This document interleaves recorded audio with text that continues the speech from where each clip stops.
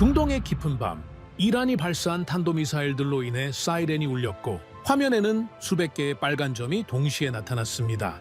이건 피해가 불가피할 것입니다. 하지만 반짝이는 섬광은 도시 건물들이 아닌 사막 위 하늘에서 터져버리는 것이었죠. 한국의 천공투, 요격률 99%. 군사 최강 대국인 미국의 패트리어트 명중률이 얼마인지 아십니까? 바로 9%밖에 안 되는 수준. 심지어 가격도 한국에 비해 5배가 더 비쌉니다. 한국의 무기는 그야말로 비교할 수 없는 위력이었죠. 하지만 이후 더 충격적인 상황이 벌어졌습니다. 한국 무기를 지금 당장 받을 수 있습니까? 죄송합니다. 3년은 기다리셔야 합니다. 수백 조가 손에 있어도 한국 무기를 살 수 없는 상황까지 일어난 것. 전 세계 여러 나라들이 이미 한국에 주문해 놓았고 생산 라인은 몇 년치가 가득 차버린 것이었죠. 도대체 이 작은 나라에서 무슨 일이 벌어졌길래 수백조 원 규모의 방산 시장을 뒤흔들게 된 것이었을까요? 중동의 국방부를 동시에 움직이게 만든 대한민국의 위상, 지금 바로 공개하겠습니다. 이야기를 시작하기 앞서 사연 속의 제작에 힘이 되는 구독과 좋아요 부탁드립니다. 한국을 응원하신다면 대한민국 화이팅! 이라고 아래 댓글로 남겨주세요. 중동 방공 신규 계약의 절반 이상이 한국으로 이동했습니다. 독일과 프랑스 계약 건수가 동시에 급감하고 있습니다. 젊은 연구원이 내민 보고서를 받아들었을 때 저는 처음에 웃었습니다. 그게 제가 할 수 있는 유일한 반응이었습니다. 숫자를 잘못 읽었거나 기준이 잘못 설정됐거나 아니면 단순한 통계 오류일 것이라고 생각했습니다. 오랫동안 미국과 유럽이 나눠 가져온 중동 방공 시장의 구도가 이렇게 단기간에 바뀔 수는 없었습니다. 있을 수가 없는 일이었습니다. 하지만 2번, 3번, 4번을 다시 읽어도 숫자는 변하지 않았습니다. 저는 즉시 보조 자료들을 뒤지기 시작했습니다. 특정 기간만 반영한 데이터는 아닌지, 특정 국가 한 곳의 이상 수치가 전체를 왜곡시킨 것은 아닌지 하나씩 확인할수록 더욱 분명해지는 것이 있었습니다. 보고서는 정확했습니다. 숫자는 맞았습니다. 이 이야기를 처음부터 들려드리고 싶습니다. 이것은 단순한 무기 거래의 기록이 아닙니다. 한 국가가 수십 년에 걸쳐 쌓아 올린 기술과 절박함이 세계에서 가장 잔혹한 전장 위에서 검증된 이야기입니다. 그리고 그 검증의 순간은 거창한 정치 선언에서 시작된 것이 아니었습니다. 어느 밤 중동의 하늘에서 터진 한 줄기 섬광에서 시작됐습니다. 몇 년 전부터 중동 지역은 전례 없는 긴장 상태에 접어들었습니다. 이란을 중심으로 한 세력이 주변국 군사 거점을 향해 반복적으로 미사일을 쏟아붓기 시작했고 각국의 방공망은 하루도 쉬지 못하고 풀가동됐습니다. 문제는 단순히 전쟁이 격해진 것이 아니었습니다. 날아오는 미사일의 수가 기존 방공망이 감당할 수 있는 한계를 넘어서기 시작했습니다. 현장에서 전해지는 보고는 점점 더 다급해졌습니다. 방공 미사일 재고가 빠르게 소진되고 있다. 지금 속도라면 재고가 버텨주지 못할 수도 있다. 방산 시장에서 이런 상황은 폭발적인 수요를 의미합니다. 전쟁이 길어질수록 무기는 소모되고 소모된 자리를 채우기 위해 새로운 계약이 체결됩니다. 저는 이 흐름을 오랫동안 지켜봐 왔기 때문에 수백조 원 규모의 계약이 빠르게 열릴 것이라는 사실을 알고 있었습니다. 제가 자문하던 유럽 방산 기업 몇 곳은 이미 공격적인 영업 전략을 세우고 있었습니다. 모두가 같은 생각이었습니다. 이 시장은 우리 것이 될 것이다. 그런데 그 확신이 흔들리기 시작한 것은 몇 달 후부터였습니다. 중동 각국 국방부에서 반복적으로 등장하는 이름이 하나 있었습니다. 대한민국이었습니다. 처음에는 정말 작은 징후였습니다. 어느 국가의 회의록에 한국산 방공 시스템이 거론됐다는 소식이 들어왔고 곧이어 다른 국가에서도 비슷한 움직임이 포착됐습니다. 저는 그때까지도 이것을 단순한 선택지 비교 과정으로 봤습니다. 방산 시장에서 여러 공급자를 동시에 검토하는 것은 흔한 일이었으니까요. 한국도 그 후보 중 하나일 뿐이라고 생각했습니다. 그러나 그 직후 전달된 보고서는 그 아니란 판단을 완전히 뒤집어 놓았습니다. 체결된 신규 계약의 상당 부분이 미국도 유럽도 아닌 한국으로 넘어가고 있다는 것이었습니다. 단순한 소규모 거래가 아니었습니다. 금액 기준으로 시장 점유율이 빠르게 재편되고 있었고 그 속도는 누구도 예상하지 못한 수준이었습니다. 유럽 기업들이 수십 년에 걸쳐 쌓아온 관계가 아주 짧은 시간 안에 흔들리고 있었습니다. 독일 방산 기업의 주가가 내려앉기 시작했습니다. 프랑스도 마찬가지였습니다. 그리고 그때 또 하나의 보고서가 올라왔습니다. 그것은 수치보다 훨씬 더 충격적인 내용이었습니다. 중동 국가들이 공통적으로 겪고 있는 상황이 있었는데 그것은 다름 아닌 한국 무기를 돈을 주고도 즉시 살 수 없다는 현실이었습니다. 한국 방산 기업들의 생산 라인이 이미 수년치 계약으로 꽉 차 있었기 때문입니다. 수십조 원의 예산을 들고 문을 두드려도 돌아오는 대답은 하나뿐이었습니다. 지금 당장은 불가능합니다. 기다려야 합니다. 이 상황이 저를 더욱 혼란스럽게 만든 이유가 있었습니다. 방산 시장에서 공급자가 수요를 따라가지 못하는 상황은 극히 드뭅니다. 보통은 공급이 넘치고 수요를 찾아 헤매는 것이 일상입니다. 치열한 입찰, 관계 관리, 가격 협상, 공급자가 갑이 되는 경우는 거의 없습니다. 그런데 한국은 정반대였습니다. 사고 싶어도 살 수 없는 무기. 이것은 시장이 완전히 뒤집어진 신호였습니다. 그 결과 중동 각국은 전혀 새로운 경쟁을 시작했습니다. 무기 성능을 비교하는 경쟁이 아니라 누가 먼저 한국과 계약을 맺느냐의 싸움이었습니다. UAE는 추가 포대를 긴급 요청했고 사우디아라비아는 신규 협상 채널을 열었으며 카타르는 납품 일정을 앞당겨 달라고 반복적으로 요구했습니다. 이라크까지 도입을 추진하기 시작했다는 보고가 들어오자 더 이상 이것을 일시적 현상으로 볼 수 없었습니다. 그렇다면 왜였을까요? 왜 그들은 미국과 유럽을 제치고 한국을 선택했을까요? 그 답은 전장이 이미 내놓고 있었습니다. 이란이 발사한 탄도미사일들이 중동 도시를 향해 빠르게 접근하던 밤이 있었습니다. 레이더가 목표를 포착했고 방공망이 작동하기 시작했습니다. 여러 나라의 시스템이 동시에 가동됐고 그중 한국의 천궁2도 발사됐습니다. 잠시 후 하늘에서 강렬한 섬광이 터졌습니다. 탄도미사일이 공중에서 완전히 파괴됐습니다. 한 번이 아니었습니다. 두 번, 세 번, 네 번 같은 장면이 반복됐습니다. 며칠 뒤 공개된 작전 결과는 방산업계 전체를 흔들었습니다. 이란이 발사한 미사일 130여 발 중 99% 이상이 격추됐습니다. 그리고 그 가운데 한국의 천궁2 역시 전체 평균과 거의 동일한 요격 성공률을 기록했습니다. 특히 격추된 미사일 대부분이 중국 기술 기반의 탄도미사일이었다는 사실이 알려지면서 업계의 반응은 더욱 술렁였습니다. 중동 국가들은 그 순간 확신하게 됐습니다.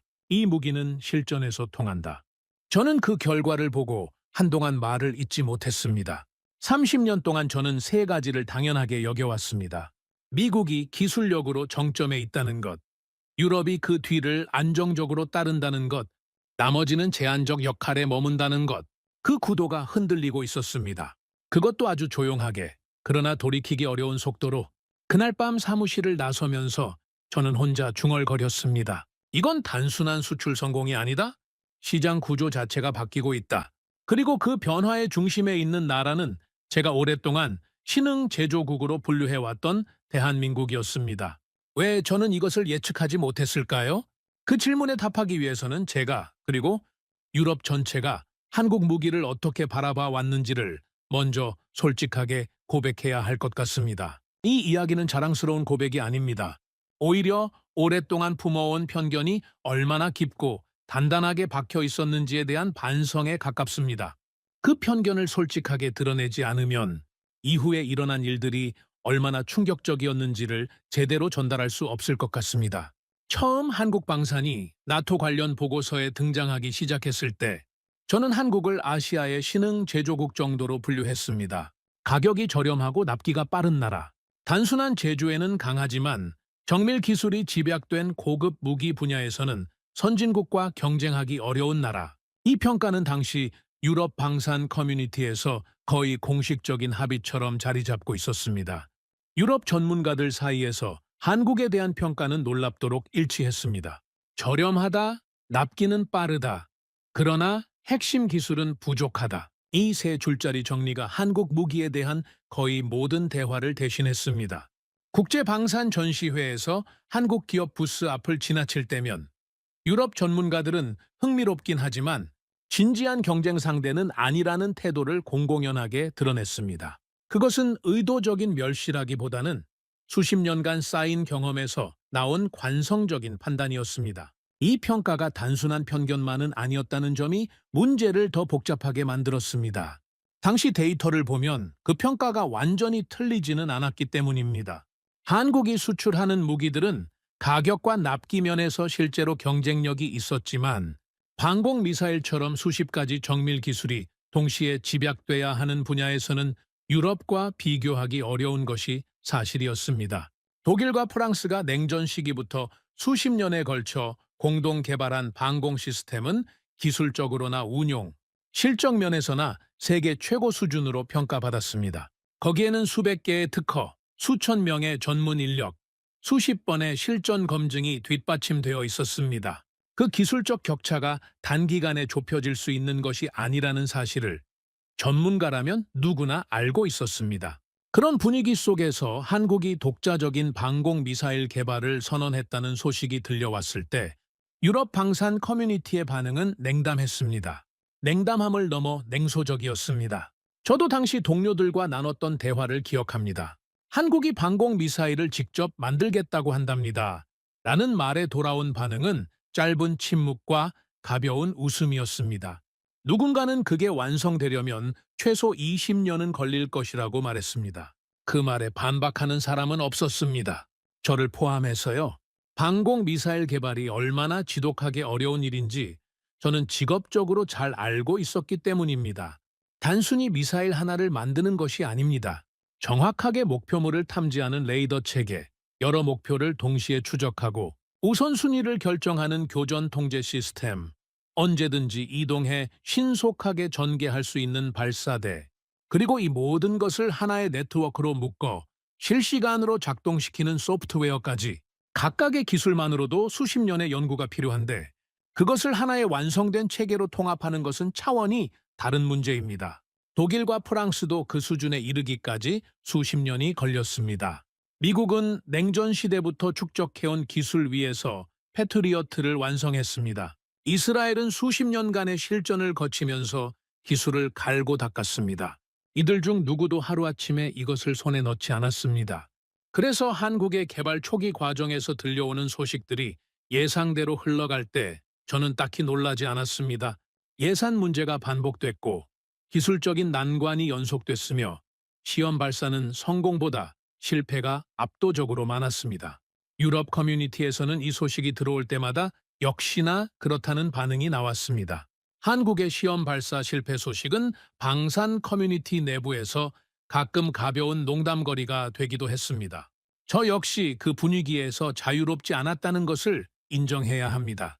지금 생각하면 부끄러운 일입니다. 그 시절 저는 보고서에 이런 결론을 담았습니다. 한국 무기는 동남아시아와 일부 개발도상국 시장에서 점진적인 경쟁력을 가질 수 있을 것이다. 그러나 유럽 수준의 기술이 요구되는 영역, 특히 방공 분야에서는 현재의 기술 격차를 극복하기 어려울 것으로 보인다. 그 문장을 쓸 때 저는 아무런 의심도 없었습니다. 그런데 지금 돌이켜보면 저는 그때 가장 중요한 변수를 완전히 빠뜨리고 있었습니다. 한국이 그 수많은 실패 속에서도 포기하지 않은 이유를 저는 이해하지 못했습니다. 단순한 오기나 산업적 자존심이 아니었습니다. 그것은 훨씬 더 깊은 곳에서 나오는 절박함이었습니다. 수십 년 전의 전쟁, 분단된 국토, 여전히 현실로 존재하는 안보 위협, 그 상황에서 외국 무기에만 의존해야 한다는 것이 어떤 의미인지를 저는 독일인으로서 머리로는 알아도 피부로는 느끼지 못했습니다. 유사시의 공급이 끊길 수 있다는 두려움, 동맹의 의지에 자국민의 생명이 달려있다는 현실, 바로 그 절박함이 실패를 거듭하면서도 멈추지 않는 원동력이 되고 있었습니다. 한국의 개발팀은 수십 차례의 실패 속에서도 천천히 기술을 축적해 나갔습니다.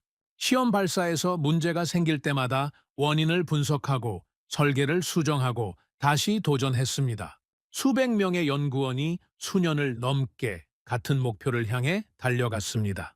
외부에서 보면 더딘 전진이었겠지만 그 과정에서 기술은 한 계단씩 쌓이고 있었습니다.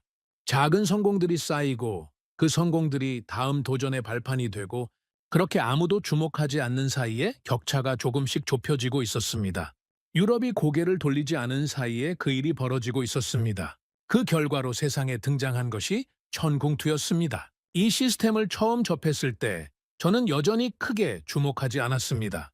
다기능 레이더, 교전 통제 시스템, 이동식 발사대, 고속 요격 미사일을 하나의 체계로 통합했다는 설명을 읽으면서도 솔직히 회의적이었습니다. 기술 사양서는 인상적이었지만 사양서와 실전은 전혀 다른 이야기입니다.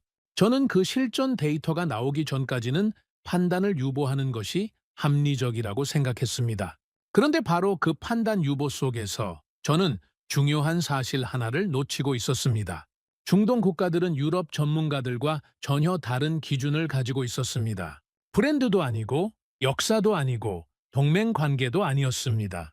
그들이 원하는 것은 딱 하나였습니다. 실제 전장에서 적의 미사일을 격추할 수 있느냐, 없느냐, 살고 죽는 문제 앞에서 제조사의 국적은 아무 의미가 없었습니다. 전쟁의 공포가 코앞에 있는 사람들은 신뢰할 수 있는 무기를 원하지, 유명한 브랜드를 원하지 않습니다. 그리고 바로 그 기준 위에서 한국 무기는 조용히 시험받기 시작하고 있었습니다. 처음에는 정말 작은 규모였습니다. 중동 한 국가와 체결된 소규모 계약, 거의 눈에 띄지 않는 수준의 거래였습니다. 유럽 커뮤니티에서 이것을 주목한 사람은 거의 없었습니다. 저도 별다른 의미를 부여하지 않았습니다. 한국이 중소규모 국가 시장에서 발판을 마련하는 예상 가능한 전략의 일환이라고 생각했습니다. 그런데 그 조용한 계약 하나가 훗날 세계 무기, 시장 전체를 흔드는 균열의 시작점이 될 것이라고는 아무도 상상하지 못했습니다. 저를 포함해서요. 중동의 밤하늘에서는 이미 다른 이야기가 시작되고 있었습니다. 유럽이 자신의 위치를 당연하게 여기며 안주하고 있는 사이 한국의 무기는 실제 전장 위에서 자신을 증명할 기회를 기다리고 있었습니다. 그리고 전장은 언제나 가장 냉정하고 공정한 심판자였습니다. 아무리 유명한 제조사의 이름도 아무리 오랜 역사도 전장 위에서는 결국 하나의 질문으로 귀결됩니다. 실제로 적을 막을 수 있느냐? 그 기회는 생각보다 훨씬 빨리 찾아왔습니다. 그리고 그 기회가 찾아왔을 때 결과는 세상을 놀라게 했습니다. 중동 전쟁이 본격적으로 격화된 것은 그 보고서를 받고 나서 얼마 되지 않았을 때였습니다. 이란이 대규모 탄도미사일 공습을 감행하기 시작했다는 소식이 들어왔을 때 저는 즉시 상황 분석에 들어갔습니다. 이건 단순한 국지적 충돌이 아니었습니다. 한 번에 수십 발씩 쏟아지는 탄도미사일 공격은 중동 방공망 전체를 동시에 시험하는 것이었습니다. 그리고 그 공격에 사용된 미사일들은 대부분 중국 기술 기반의 탄도미사일이었습니다. 속도가 빠르고 고도가 높아 일반적인 요격 체계로는 처리하기 까다로운 종류였습니다. 중동 각국의 방공망이 전면 가동되기 시작했습니다. 미국이 공급한 패트리어트 시스템, 이스라엘과 공동 개발한 에로우 체계, 그리고 각국이 자체적으로 보유한 다양한 방공 장비들이 일제히 작동하기 시작했습니다. 레이더가 하늘을 훑고 발사대가 각도를 맞추고 요격 미사일들이 잇따라 발사됐습니다. 지상에서 바라본 하늘은 그야말로 불꽃의 연속이었습니다. 현장에서 전해지는 보고는 처음에는 비교적 안정적이었습니다. 요격이 이루어지고 있다. 방공망이 작동하고 있다. 그런데 며칠이 지나면서부터 예상치 못한 문제가 나타나기 시작했습니다. 요격 미사일이 너무 빠르게 소진되고 있었습니다. 이란의 공격은 멈추지 않았습니다. 하루가 멀다 하고 미사일이 날아왔고 방공망은 그것들을 하나하나 처리해야 했습니다. 요격 미사일 한 발로 적 미사일 한 발을 막는 구조에서 공격이 반복될수록 재고는 눈에 띄게 줄어들었습니다. 패트리어트 재고가 임계치에 근접하고 있다는 보고가 들어왔을 때 중동 국가들의 긴장은 다른 차원으로 올라갔습니다. 그들은 즉시 미국에 추가 공급을 요청했습니다. 그런데 돌아온 답변은 예상과 달랐습니다. 생산 일정 문제, 공급 우선순위 조정, 정치적 승인 절차, 여러 이유가 얽혀서 즉각적인 추가 공급이 어렵다는 내용이었습니다. 미국 방산 기업들은 이미 전 세계 여러 전쟁 지역에 동시에 무기를 공급하고 있었고 생산 능력 자체가 폭발적으로 늘어난 수요를 따라가지 못하고 있었습니다. 중동 국방부 관계자들은 그 답변을 받고 패닉에 가까운 상황에 빠졌습니다. 방공망의 핵심 재고가 줄어드는데 보충이 되지 않는다는 것. 그것은 단순한 물류 문제가 아니라 국가 생존의 문제였습니다. 바로 그 순간 방공망의 새로운 시스템이 본격적으로 투입됐습니다. 한국의 전공투였습니다. 솔직히 말씀드리면 저는 그 투입 소식을 처음 접했을 때 크게 관심을 두지 않았습니다. 당시 유럽 방산 커뮤니티의 반응도 대체로 비슷했습니다. 세계 최고 수준의 시스템들이 이미 작동하고 있는 상황에서 한국 시스템은 보조적인 역할에 그칠 것이라고 판단했습니다. 부족한 재고를 일부 채우는 정도의 역할, 그게 현실적인 기대치였습니다. 저는 당시 보고서를 읽으며 이렇게 판단했습니다. 실전에서는 결국 검증된 시스템들이 중심이 될 것이다. 그런데 그 판단은 완전히 틀렸습니다. 그날 밤은 특히 공격이 거셌습니다. 이란이 발사한 탄도미사일들이 레이더 화면 위에서 빠른 속도로 목표 지점을 향해 쏟아져 내려오고 있었습니다. 수십 개의 점이 동시에 화면에 나타났고 각각의 점은 도시를 향해 움직이고 있었습니다. 방공망이 작동하기 시작했습니다. 먼저 도달 가능한 목표물부터 순서대로 요격이 진행됐습니다. 섬광이 하늘에서 터졌습니다. 하나, 둘, 셋. 연속적으로 폭발이 일어났고 탄도미사일들이 공중에서 산산조각 났습니다. 그 가운데 청궁2도 발사됐습니다. 잠시 후 하늘에서 강렬한 빛이 터졌습니다. 탄도미사일이 완전히 파괴됐습니다. 한 번이 아니었습니다. 두 번, 세 번, 네 번. 같은 장면이 멈추지 않고 이어졌습니다. 열을 넘기고 스물을 넘기고 요격된 미사일의 잔해가 밤하늘에서 빛을 내며 흩어졌습니다. 현장에서 작전을 지켜보던 관계자들은 숨을 죽이고 그 장면을 바라봤습니다. 며칠 뒤 작전 결과가 집계됐습니다. 이란이 발사한 미사일 130여 발 중 요격 성공률이 99%를 훌쩍 넘었습니다. 그리고 그 숫자 안에 한국의 천궁2가 기록한 요격 성공률 역시 전체 평균과 거의 동일한 수준으로 포함되어 있었습니다. 보조 역할이라고 생각했던 시스템이 핵심 시스템들과 어깨를 나란히 하는 성과를 거둔 것입니다. 특히 방산업계를 놀라게 만든 사실이 따로 있었습니다. 격추된 미사일들 상당수가 중국 기술 기반의 탄도미사일이었다는 점이었습니다. 속도와 고도 모두 요격이 까다로운 종류였습니다. 그것을 한국 무기가 막아냈습니다. 그 사실이 공개되자 업계의 반응은 술렁임을 넘어서기 시작했습니다. 저는 그 결과를 보고 한동안 말을 잇지 못했습니다. 30년 동안 저는 수많은 무기의 실전 성과를 데이터로 분석해왔습니다. 어떤 무기가 전장에서 기대 이상의 성능을 보이는 일은 간혹 있었습니다. 하지만 이것은 기대 이상이 아니었습니다. 기대 자체를 완전히 다시 세워야 하는 결과였습니다. 제가 오랫동안 보조 역할에 머물 것이라 여겼던 시스템이 세계에서 가장 치열한 전장에서 세계 최고 수준의 요격률을 기록했습니다. 이 결과가 가져온 파장은 즉각적이었습니다. 중동 국가들의 행동이 하룻밤 사이에 바뀌기 시작했습니다. UAE는 추가 포대를 긴급하게 요청했습니다. 사우디아라비아는 신규 계약 협상을 서둘렀습니다. 카타르는 납품 일정을 앞당겨달라는 요구를 반복했습니다. 이라크까지 도입을 검토하기 시작했습니다. 그들의 논리는 단순하고 명확했습니다. 실전에서 검증된 무기, 그것이 지금 당장 필요한 것이었습니다. 문제는 다시 동일했습니다. 한국의 생산 능력이 이 폭발적인 수요를 감당할 수 없었습니다. 연간 생산 가능한 포대 수는 한정되어 있었고 이미 계약된 물량만으로도 생산 라인이 꽉 차 있었습니다. 중동 국가들이 아무리 원해도 즉시 공급할 수 없는 상황이 다시 펼쳐졌습니다.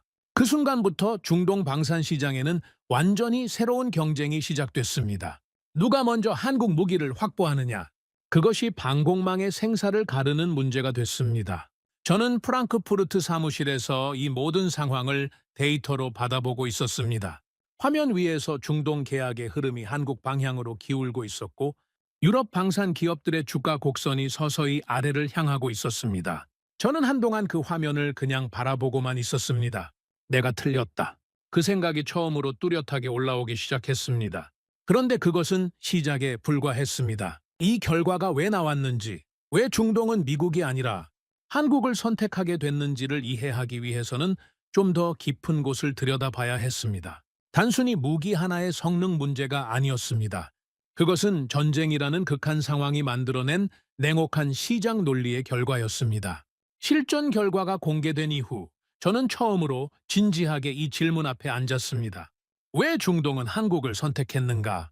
물론 요격 성공률이라는 숫자가 결정적인 역할을 했다는 것은 분명했습니다. 하지만 방산시장은 단순히 성능 하나만으로 움직이는 곳이 아닙니다. 관계, 정치, 가격, 공급망, 이 모든 것이 복잡하게 얽혀서 계약이 이루어집니다. 그 복잡한 방정식 안에서 한국이 선택된 데는 실전 성능 외에도 여러 가지 이유가 있었습니다. 그 이유들을 하나씩 분석하면서 저는 점점 더 불편해지기 시작했습니다. 내가 놓친 것이 하나가 아니었기 때문입니다. 첫 번째 이유는 공급이었습니다. 전쟁이 장기화되면서 중동 국가들이 가장 먼저 부딪힌 벽은 요격 미사일 재고 부족이었습니다. 앞서도 말씀드렸지만 미국에 추가 공급을 요청했을 때 즉각적인 답변이 나오지 않았습니다. 생산 능력의 한계, 전 세계적인 공급 수요 충돌, 복잡한 수출 승인 절차, 이 세 가지가 맞물려서 중동 국가들이 원하는 속도로 물량이 들어오지 않았습니다. 현장에서 매일 수십 발씩 미사일이 소모되는 상황에서 몇 주 뒤 공급이 가능하다는 답변은 사실상 거절이나 마찬가지였습니다. 반면 한국의 대응은 달랐습니다. 한국 방산 기업들은 추가 공급 요청을 받았을 때 빠르게 생산 일정을 검토했습니다. 물론 생산 능력 자체에 한계가 있었고 모든 요청을 수용할 수는 없었지만 적어도 움직이고 있다는 것이 보였습니다. 공급 가능 시점을 구체적으로 제시했고 우선순위 조정을 통해 일부 물량을 앞당기는 방안을 논의했습니다. 중동 국가들이 느끼기에 그것은 분명한 차이였습니다. 미국은 기다리라고 했고 한국은 어떻게든 해보겠다라고 했습니다. 전쟁이 진행되는 현실에서 그 차이는 엄청났습니다. 두 번째 이유는 가격이었습니다. 이것은 제가 분석하면서 가장 놀랐던 부분이었습니다. 방공 시스템의 가격 차이는 제가 생각했던 것보다 훨씬 컸습니다. 미국의 패트리어트 시스템은 세계 최고 수준의 성능을 자랑하지만 그에 걸맞은 가격표가 붙어 있습니다. 포대 하나를 도입하는 데 드는 비용, 그리고 실제로 요격에 사용되는 미사일 한 발의 단가, 이것을 계산하기 시작하면 전쟁이 길어질수록 그 부담은 기하급수적으로 커집니다. 반면 천공투는 비교적 비슷한 수준의 실전 성능을 보이면서도 가격은 상당히 낮았습니다.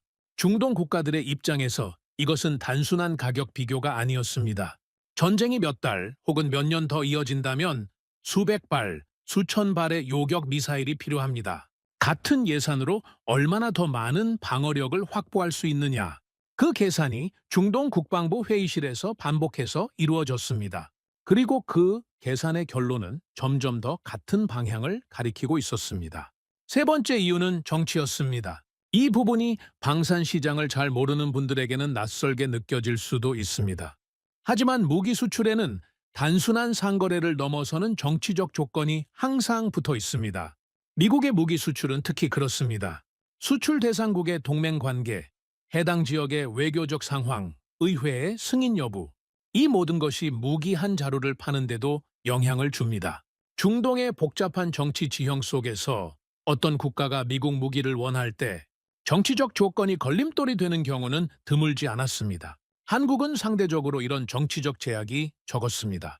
물론 한국도 국제 규범과 자체적인 수출 기준을 갖고 있지만 미국처럼 복잡한 정치적 승인 절차가 거래를 가로막는 경우는 훨씬 드물었습니다.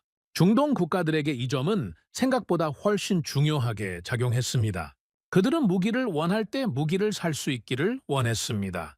정치적 조건 때문에 공급이 막히는 상황을 겪어본 나라들에게 비교적 군더더기 없이 거래가 이루어지는 공급자는 큰 매력이었습니다. 이 세 가지 요소가 겹치면서 중동 방산 시장에는 아주 빠른 속도로 변화가 나타나기 시작했습니다. 각국 국방부 회의에서 공통적으로 등장하는 이름이 하나로 좁혀지고 있었습니다. 대한민국. 처음에는 조심스러운 검토였지만 실전 결과가 공개된 이후에는 더 이상 망설임이 없었습니다. 실전에서 검증됐고 공급은 빠르며 가격은 합리적이고 정치적 제약이 적다. 방산 시장의 논리로 보면 이것은 완벽에 가까운 조건이었습니다. 그 결과는 수치로 나타났습니다. 한국 방산 기업들로 향하는 계약 문의가 폭발적으로 늘어났습니다. 그리고 그 문의에 대한 한국의 답변은 앞서 말씀드린 것처럼 항상 조심스러웠습니다. 현재 생산 일정이 꽉 차 있습니다. 가능한 한 빨리 공급하겠습니다. 하지만 현실적으로 모든 요청을 동시에 처리하는 것은 불가능했습니다. 그 결과 중동 방산 시장에서는 전혀 새로운 현상이 나타났습니다. 어느 나라가 더 많은 돈을 가지고 있느냐의 경쟁이 아니라 어느 나라가 먼저 한국 기업과 관계를 맺느냐의 경쟁이었습니다. UAE는 계약 조건을 앞당겨서라도 납품을 빨리 받겠다는 조건을 제시했습니다. 사우디아라비아는 대규모 계약을 먼저 확정짓는 방식으로 우선권을 확보하려 했습니다. 카타르는 추가 옵션 계약까지 미리 묶는 방식을 택했습니다. 각국이 저마다의 방식으로 한국 무기를 확보하기 위해 움직이고 있었습니다. 저는 이 흐름을 프랑크푸르트 사무실에서 데이터로 지켜보면서 조금씩 위기를 느끼기 시작했습니다. 단순히 한국이 잘 팔린다는 이야기가 아니었습니다. 유럽이 오랫동안 당연하게 차지해왔던 자리가 줄어들고 있다는 이야기였습니다. 중동 방공시장에서 유럽의 점유율이 눈에 띄게 빠지고 있었고 그 빠진 자리를 한국이 채우고 있었습니다. 독일 방산 기업 임원들로부터 연락이 오기 시작했습니다. 중동 계약 협상이 연이어 지연되거나 취소됐다는 내용이었습니다. 프랑스 쪽에서도 비슷한 이야기가 들렸습니다. 저는 그때 처음으로 이 변화가 일시적인 것이 아닐 수도 있다는 생각을 했습니다. 중동에서 시작된 이 흐름이 어쩌면 더 넓은 곳으로 퍼져나갈 수도 있다는 생각이었습니다. 그 불안감은 오래지 않아 현실이 됐습니다. 그리고 그 현실은 제가 예상했던 것보다 훨씬 더 가까운 곳에서 나타났습니다. 중동이 아니라 서방 세계의 한 나라에서 그 불안감이 현실이 된 것은 생각보다 빨랐습니다. 어느 날 아침 저는 책상 위에 올라온 보고서 하나를 집어들었습니다. 보고서 제목은 간단했습니다. 캐나다 잠수함 사업 진행 상황. 저는 그 보고서를 펼치면서 사실 별다른 긴장감이 없었습니다. 수십조 원 규모의 대형 사업이기는 했지만 결론은 이미 정해진 것처럼 보였기 때문입니다. 캐나다는 나토 동맹국이었습니다. 서방 세계의 일원이었습니다. 그런 나라가 잠수함을 도입한다면 그 선택지는 자연스럽게 독일로 향할 것이라고 유럽 방산 커뮤니티 대부분이 믿고 있었습니다. 저도 그 믿음에서 크게 벗어나지 않았습니다. 그런데 보고서의 마지막 문장이 저를 완전히 멈춰 세웠습니다. 캐나다 정부 최종 결정, 한국 잠수함 선택. 저는 그 문장을 몇 번이나 다시 읽었습니다. 처음에는 오타가 있는 게 아닌가 싶었습니다. 문맥을 잘못 이해한 게 아닌가 싶었습니다. 하지만 아무리 읽어도 그 문장은 변하지 않았습니다. 캐나다가 독일이 아닌 한국을 선택했습니다. 이것이 왜 그토록 충격적이었는지를 이해하기 위해서는 캐나다가 방산 시장에서 어떤 의미를 가지는 나라인지를 먼저 아셔야 합니다. 캐나다는 단순한 고객이 아닙니다. 나토의 핵심 동맹국이자 서방 방산 시장이 어떤 방향으로 흘러가는지를 보여주는 일종의 바로미터 역할을 하는 나라입니다. 이런 나라가 잠수함 도입 결정을 내릴 때 그것은 단순한 무기 구매 이상의 의미를 가집니다. 어떤 나라의 기술을 신뢰하고 어떤 공급자와 장기적인 안보 협력을 맺을 것인가에 대한 전략적 선언에 가깝습니다. 그 캐나다가 독일을 제치고 한국을 선택했습니다. 유럽 방산 커뮤니티의 반응은 즉각적이었습니다. 조용하던 내부 채널들이 술렁이기 시작했습니다. 독일 방산 업계에서는 충격과 당혹감이 뒤섞인 반응이 나왔습니다. 어떻게 캐나다가 나토 동맹국의 잠수함을 두고 한국을 선택할 수 있느냐는 목소리도 있었습니다. 일부는 그 결정이 번복될 것이라고 기대했습니다. 하지만 캐나다 정부의 결정은 흔들리지 않았습니다. 저는 그 소식을 받아들이면서 한동안 아무 말도 하지 못했습니다. 중동에서 시작된 변화가 이제 서방 세계 안으로 들어오고 있었습니다. 그것은 더 이상 지역적인 현상이 아니었습니다. 세계 방산 시장의 흐름이 실제로 바뀌고 있다는 것을 보여주는 신호였습니다. 저는 그 시점부터 데이터를 완전히 새로운 시각으로 다시 들여다보기 시작했습니다. 중동 방공 계약의 흐름, 캐나다 사업의 결과, 그리고 그와 함께 움직이는 유럽 방산 기업들의 주가, 이 세 가지를 동시에 놓고 보자 하나의 그림이 조금씩 또렷해지기 시작했습니다. 개별적으로는 각각의 사건처럼 보였지만 함께 놓고 보면 그것들은 모두 하나의 거대한 흐름이 만들어내는 파장들이었습니다. 한국 방산이 세계 시장에서 실질적인 경쟁자로 자리를 잡아가고 있었습니다. 그 무렵 중동에서는 또 다른 변화가 진행되고 있었습니다. 천궁2의 요격 성공 이후 중동 국가들은 방공 시스템만으로는 부족하다는 판단을 하기 시작했습니다. 적의 공격을 막는 것에서 나아가 방역 능력까지 갖추어야 한다는 필요성이 대두됐습니다. 그 과정에서 또다시 한국 무기들이 주목받기 시작했습니다. 천무다연장 로켓 시스템과 K9 자주포, 이미 유럽과 다른 아시아 국가들에 수출되어 실전 운용 실적을 쌓아가고 있던 무기들이었습니다. 중동 국가들은 방공에 이어 지상 전력 분야에서도 한국과의 협력을 논의하기 시작했습니다. 이것은 단순한 무기 거래가 아니었습니다. 방산 시장에서 한 국가와 복수의 무기, 체계 계약을 맺는다는 것은 장기적인 안보 협력 관계를 맺겠다는 의미입니다.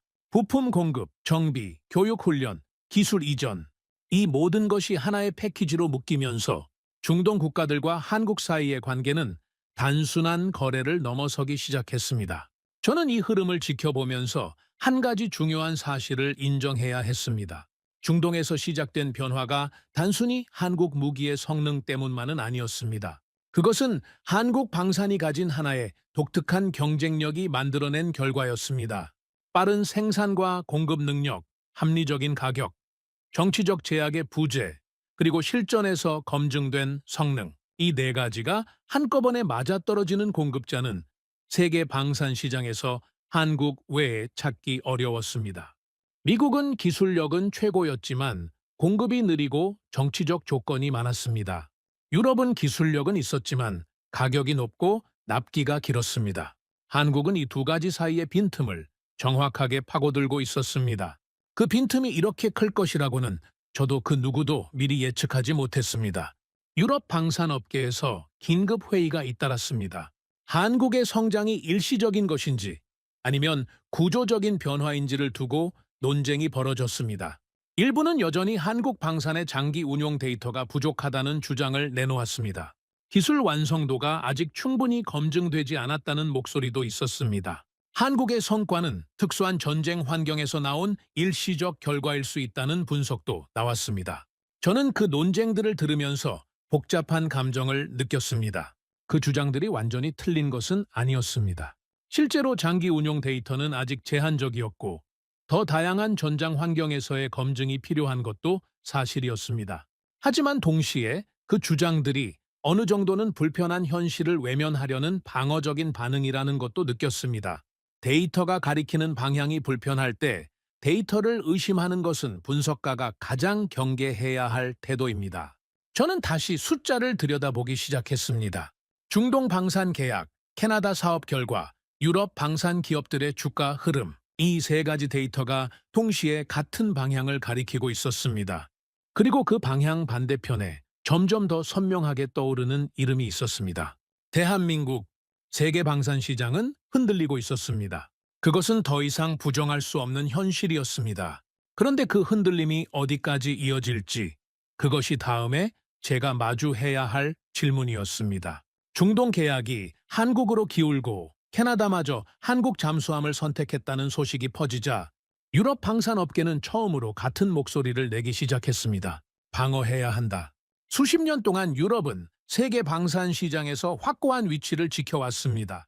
독일의 잠수함, 프랑스의 전투기, 유럽이 공동으로 개발한 방공 시스템, 이 세 가지는 오랫동안 유럽 방산의 자존심이었습니다. 그 자존심이 도전받고 있었습니다. 그것도 오랫동안 가볍게 여겨왔던 나라로부터. 유럽 방산 커뮤니티에서는 한국 무기에 대한 공개적인 비판이 빠르게 늘어나기 시작했습니다. 주요 주장들은 비슷한 방향을 향하고 있었습니다. 한국 무기는 장기 운용 데이터가 부족하다. 실전 경험이 충분하지 않다. 기술 완성도가 아직 완전히 검증되지 않았다. 일부 전문가들은 공개 토론회에서 더 노골적으로 말했습니다. 한국 방산은 아직 유럽 기술의 수준을 따라오지 못한다. 한 번의 요격 성공이 시스템 전체의 신뢰성을 보장하지는 않는다. 이러한 주장들은 유럽 방산 투자자들 사이에서도 빠르게 퍼져나갔습니다. 저는 그 주장들을 들으면서 솔직히 두 가지 감정이 동시에 들었습니다. 하나는 공감이었습니다. 그 주장들이 완전히 틀린 것은 아니었습니다. 실제로 한국 방산의 장기 운용 이력은 미국이나 유럽에 비해 짧았습니다. 더 다양한 전장 환경에서 더 오랜 기간 검증되어야 한다는 주장은 방산 전문가로서 귀를 기울일 필요가 있는 것이었습니다. 한 번의 성공적인 작전이 전부를 보장하지 않는다는 것은 방산시장에서 오래 일해온 사람이라면 누구나 아는 사실이기도 했습니다. 하지만 다른 하나는 불편함이었습니다. 그 주장들이 어느 정도는 현실을 받아들이지 않으려는 심리적 방어에서 나오고 있다는 느낌을 지울 수 없었습니다. 데이터가 불편한 방향을 가리킬 때 그 데이터를 의심하는 방식으로 반응하는 것. 방산 분석가로서 저는 그것이 얼마나 위험한 태도인지를 잘 알고 있었습니다. 시장은 우리의 감정이나 기대에 맞춰 움직이지 않습니다. 그리고 그 불편함은 이후에 들어온 소식들로 인해 더욱 깊어졌습니다. 유럽이 한국 무기에 의문을 제기하는 사이 중동 전장에서는 다른 일이 벌어지고 있었습니다. 이란의 미사일 공격은 멈추지 않았습니다. 몇 주가 지나고 몇 달이 지나도 공습은 계속됐고 방공망은 그때마다 작동해야 했습니다. 그 과정에서 청웅투는 반복적으로 실전에 투입됐습니다. 요격 성공 장면은 한 번이 아니라 수십 번, 수백 번 축적되기 시작했습니다. 처음의 성공이 우연이 아니라는 것이 데이터로 증명되고 있었습니다. 중동군 관계자들은 이 축적된 실전 기록을 보면서 점점 더 확신을 가지게 됐습니다. 이 무기는 한 번 잘 된 것이 아니라 반복적으로 통한다. 그 확신이 쌓일수록 그들의 선택은 더욱 흔들리지 않았습니다. 방산시장에서 실전 데이터는 어떤 주장보다 강합니다. 아무리 정교한 논리도, 아무리 권위 있는 전문가의 말도 전장에서 반복적으로 쌓인 숫자를 이길 수 없습니다.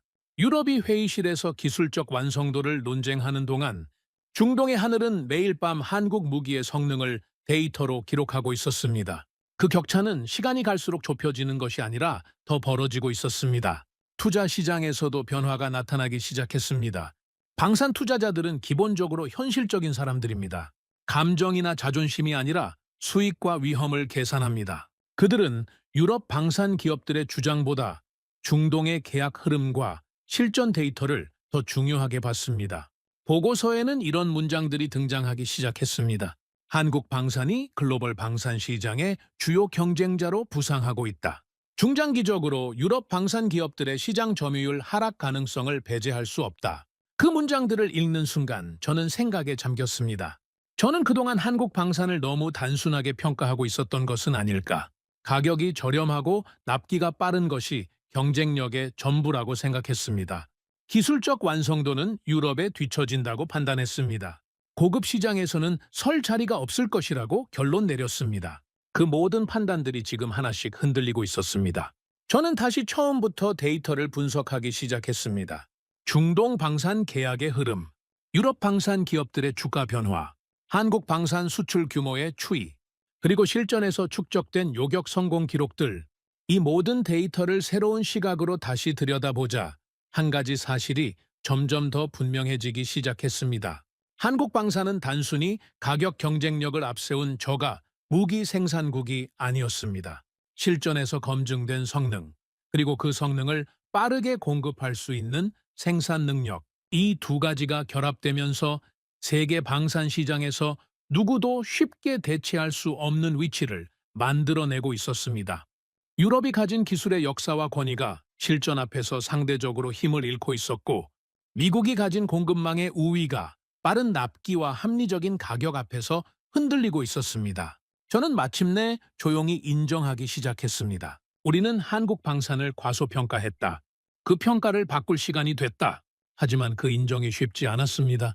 30년의 경력이 만들어낸 확신을 바꾸는 것은 단순히 머리로 납득하는 것과는 다른 문제였습니다.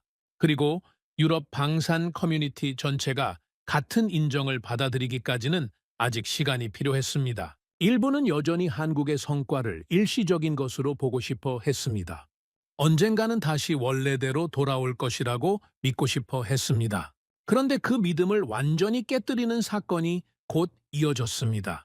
중동에서 시작된 변화가 세계 방산, 시장 전체에 어떤 의미를 가지는지를 보여주는 훨씬 더 큰 그림이 드러나기 시작했습니다.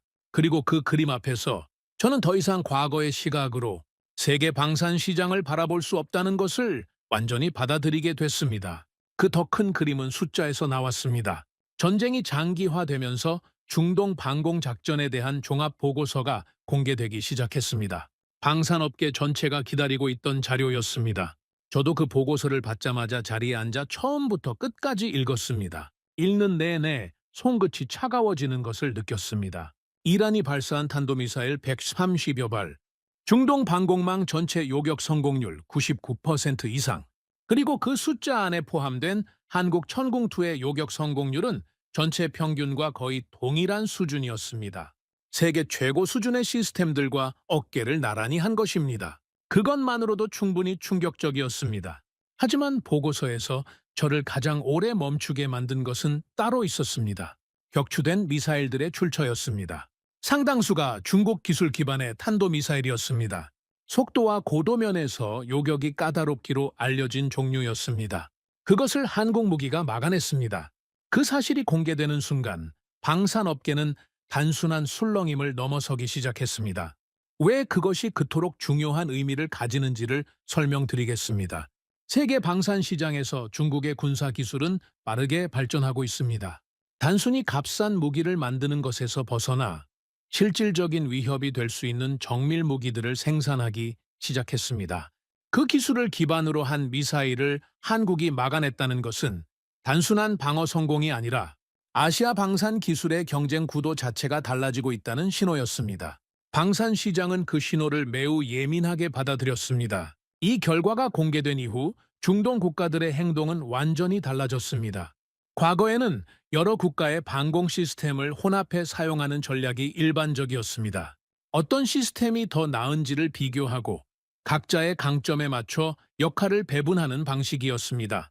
그런데 이제는 보다 명확한 선택이 나타나기 시작했습니다. 한국 방공 시스템을 중심에 놓겠다는 전략이었습니다. 각국 국방부에서 한국 방산 기업과의 협상이 동시다발적으로 진행됐습니다. 추가 방공 포대 계약, 미사일 추가 생산 요청, 장기 유지 보수 계약 논의, 그리고 협상 테이블에서는 반복적으로 같은 말이 오갔습니다. 한국 무기를 먼저 확보하는 나라가 방공망을 지킨다. 그 말이 과장이 아니라는 것을 모두가 이미 알고 있었습니다. 중동 방산 시장의 규모는 이미 세계에서 가장 빠르게 성장하는 수준이었습니다. 전쟁이 장기화되면서 방공 미사일뿐만 아니라 다연장 로켓, 자주포, 장갑차까지 다양한 무기 체계에 대한 수요가 동시에 폭발했습니다. 수백조 원 규모의 시장이 한꺼번에 열리고 있었습니다. 그리고 그 거대한 시장의 중심에서 점점 더 자주 등장하는 이름이 하나 있었습니다. 대한민국. 하지만 아이러니하게도 한국 방산 기업들이 직면한 가장 큰 문제는 너무 많은 수요였습니다. 연간 생산 가능한 물량은 한정되어 있었습니다.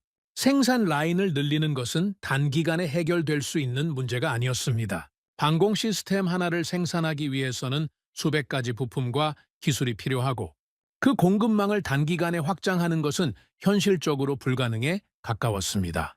한국 기업들은 모든 요청에 조심스럽게 같은 답변을 내놓을 수밖에 없었습니다. 가능한 한 빨리 공급하겠습니다. 하지만 지금 당장 모든 것을 드릴 수는 없습니다. 그 답변을 받은 중동 국가들은 더욱 초조해졌습니다. 누군가는 이미 계약을 맺었고 누군가는 아직 대기 중이었습니다. 계약을 맺은 나라는 납품 일정을 앞당기기 위해 추가 조건을 제시했습니다. 아직 계약을 맺지 못한 나라는 더 유리한 조건을 내걸며 우선권을 확보하려 했습니다.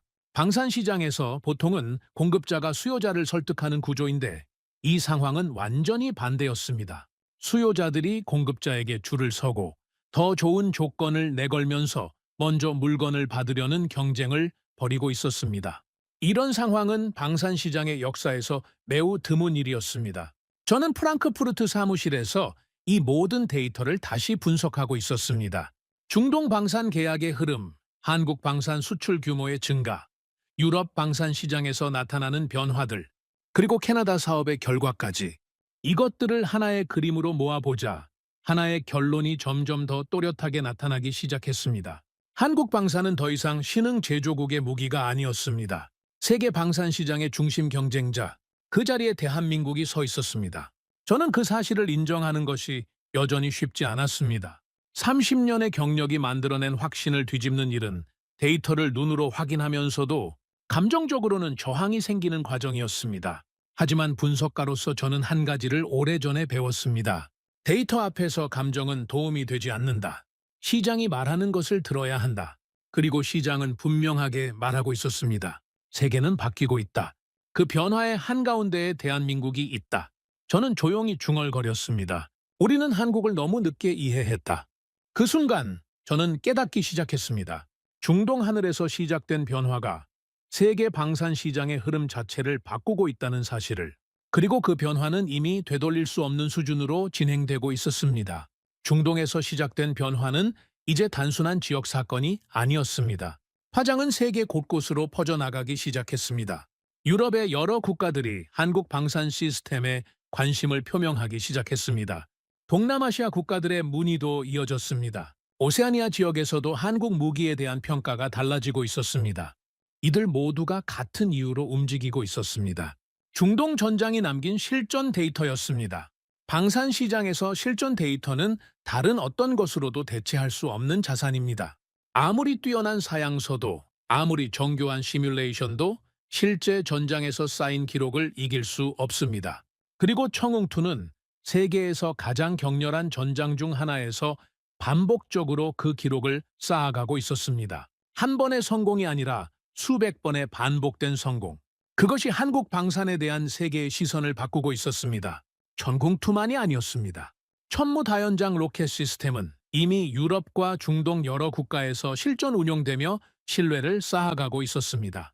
K9 자주포는 세계 자주포 시장에서 가장 많이 팔리는 무기 중 하나로 자리 잡았습니다. 각기 다른 무기 체계들이 각기 다른 전장에서 동시에 성능을 증명하고 있었습니다. 이것은 어느 한 무기의 성공이 아니라 한국 방산 전체의 수준이 올라갔다는 신호였습니다. 저는 이 시점에서 한 가지 질문을 스스로에게 던졌습니다. 왜 한국은 이것을 해냈을까요? 단순히 기술력의 문제가 아니었습니다. 기술력만으로는 설명할 수 없는 것들이 있었습니다.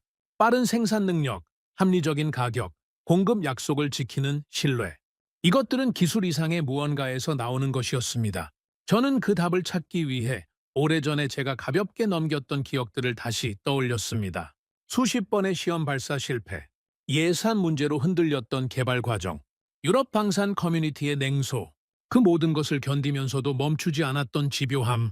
저는 그것이 단순한 오기가 아니라는 것을 이제는 알고 있었습니다. 그것은 외부에 의존하지 않겠다는 절박함, 그리고 스스로를 지키겠다는 의지에서 나온 것이었습니다. 그 절박함이 결국 기술을 만들고 그 기술이 결국 시장을 움직였습니다. 저는 그것을 너무 늦게 이해했습니다. 세계 방산 시장의 구조가 바뀌고 있었습니다. 과거의 구조는 단순했습니다. 미국이 기술과 군사력으로 정점에 서고 유럽이 고급 방산 장비를 공급하며 나머지는 그 사이에서 제한적인 역할을 맡는 구도. 그 구도는 수십 년 동안 거의 변하지 않았습니다. 전문가들은 그것을 고정된 질서처럼 여겼습니다. 저도 그랬습니다. 하지만 질서는 고정되어 있지 않았습니다. 빠른 생산, 합리적인 가격, 실전 성능, 이 세 가지가 결합되었을 때 기존 질서가 얼마나 빠르게 흔들릴 수 있는지를 한국 방산이 전 세계 앞에서 증명하고 있었습니다. 그 증명은 화려한 선언이 아니라 전장의 데이터로 이루어졌습니다. 그렇기 때문에 아무도 반박할 수 없었습니다. 저는 마침내 보고서에 한 문장을 써 내려갔습니다. 한국 방산은 이제 세계 방산 시장의 핵심 경쟁자다. 그 문장을 쓰는 순간 저는 한 가지 사실을 완전히 받아들였습니다. 세계 방산 시장은 이미 변화하고 있었습니다. 그것은 예고된 변화가 아니었습니다. 아무도 예측하지 못했고 많은 사람들이 불가능하다고 생각했던 변화였습니다. 그런데 그 변화가 지금 실제로 일어나고 있었습니다. 그 변화는 거대한 협상 테이블에서 시작된 것이 아니었습니다. 외교적 선언에서 시작된 것도 아니었습니다. 어느 밤 중동의 하늘에서 이란이 쏜 미사일을 향해 날아간 요격 미사일 하나에서 시작됐습니다. 그리고 그 미사일이 공중에서 터진 순간 전 세계 방산 시장의 흐름이 조금씩 달라지기 시작했습니다. 그 중심에 하나의 이름이 있었습니다. 대한민국. 저는 평생 방산 시장을 분석해왔습니다. 수많은 무기와 수많은 전쟁을 숫자로 지켜봤습니다. 그래서 저는 항상 같은 말을 해왔습니다. 전장에서 살아남는 무기만이 결국 시장을 지배한다. 그런데 저는 한 가지를 너무 늦게 깨달았습니다. 한국 방산은 단순한 저가 무기가 아니었습니다. 그들은 실패와 조롱 속에서도 포기하지 않았고 결국 세계에서 가장 치열한 전장 위에서 자신들의 기술을 스스로 증명했습니다. 중동 하늘에서 터진 그 섬광을 저는 아직도 잊지 못합니다. 그날 이후 세계 방산 시장의 흐름은 조금씩 달라지기 시작했습니다. 그리고 그 중심에는 대한민국이 있었습니다. 여러분은 이 이야기를 들으시면서 어떤 생각이 드셨나요? 조롱과 실패 속에서도 절대 포기하지 않은 끝에 세계 최강의 전장에서 스스로를 증명한 대한민국의 방산 기술, 정말 자랑스럽지 않으신가요? 대한민국은 불굴의 의지와 기술력으로 세계 방산 시장의 판도를 바꾼 나라입니다. 구독과 좋아요로 응원해 주시면 더욱 재미있는 이야기로 찾아뵙겠습니다.